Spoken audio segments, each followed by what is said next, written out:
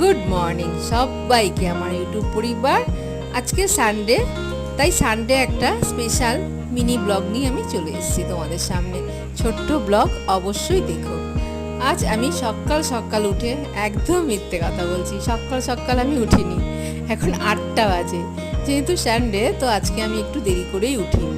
অনেক কাজ থাকে সারাদিন, তারই কিছুটা আমি তোমাদের সাথে শেয়ার করব। এখন আমি উঠে একটু কুটুসকে আদর করে নিলাম, তার কারণ ও আমার এনার্জি, ওকে না আদর করলে আমার দিন ঠিকঠাক যায় না। আর এখন সোজা চলে যাব আমি চা খেতে। আগে চা খাবো, তারপরে আমি একদম কোমর বেঁধে যাকে বলে কাজে লেগে পড়বো। তো আমি খাই লিকার চা, আমি একদম দুধ চা খাই না। আর দেখো আমি চা নিয়ে বসে গেছি, বাইরে কি চড়া রোদ, বেশি বাজে না কিন্তু, এই 8টা 15 এরকম হবে। সে যাই হোক, ছোট্টবেলার কথা মনে করিয়ে দিলাম। দেখো কি বিস্কুট দিয়ে চা খাচ্ছি, টোস্ট, খুব ভাল লাগে।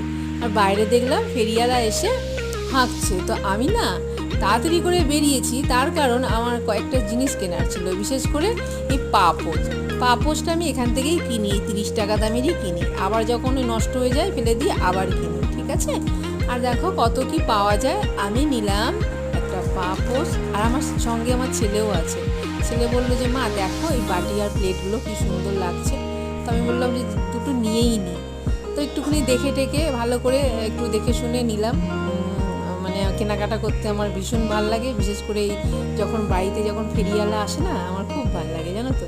তো ছেলেও দেখে নিল, বললো যে মা খুব ভালো হয়েছে এগুলো। যাই হোক, কেনাকাটা করে এনে আমি সোজা চলে এসেছি ব্রেকফাস্ট নিয়ে। ওদের মানে আমার হাজব্যান্ডকে আর আমার ছেলেকে দিয়ে দিলাম।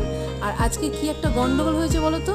এই যে কলাটা কালকে রাতে কিনেছি, আমি জিজ্ঞাসা করলাম যে সকালে খেতে পারবো, বলে হ্যাঁ হ্যাঁ খেতে পারবে। আর দেখো পুরো কাঁচা রয়ে গেছে। এটা কিন্তু সিঙ্গাপুরি কলা, কিন্তু কেন এরকম হলো বুঝতে পারলাম না। তো কলাটা না খাওয়া যাবে না, কাঁচা কলা খাওয়া যায় বলো? পাকিনি ভালোভাবে, এত গরম তাও।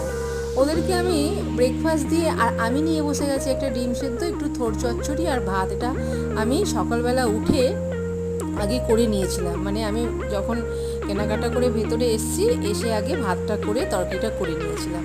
আর এখন বসে গেছি আমি সারা দিনের যে রান্না বান্না হবে তার কাটাকুটি করতে। এখন আমি চিংড়ি মাছ কাটছি। আর দেখো কত বাজার নিয়ে চলে এসছে। যেহেতু সানডে বলে কথা, আজকে আমাদের একটু করে রান্না বান্না হয় টুকটাক। আগের মতো হয় না, শীতকালে একটু বেশি হয়, এখন একটু কম হয়। তো যাই হোক, ভিডিওটা ভালো লাগলে অবশ্যই দেখো, লাইক শেয়ার ও কমেন্ট করো। পার্ট 1 আর পার্ট 2 নিয়ে আসছি, তার জন্য অপেক্ষা করো।